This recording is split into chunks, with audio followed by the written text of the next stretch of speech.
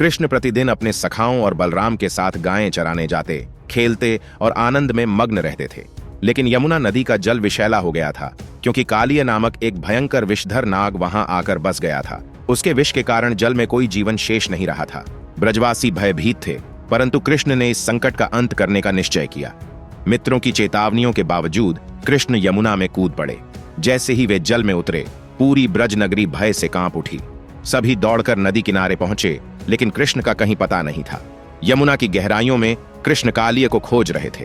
तभी एक भयंकर आहट हुई। विशाल नाग अपने 100 फनों को फैलाकर प्रचंड गर्जना करने लगा।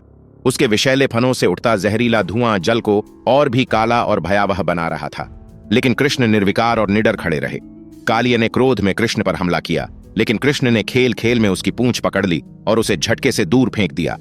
क्रोधित नाग ने पूरी शक्ति से वार किया, लेकिन कृष्ण तो स्वयं भगवान थे। उन्होंने कालिय को अपनी शक्ति से पूरी तरह पराजित कर दिया। जब कालिय पराजित हो गया, उसकी पत्नियां श्री कृष्ण के चरणों में गिर पड़ीं और जीवन दान की प्रार्थना करने लगीं।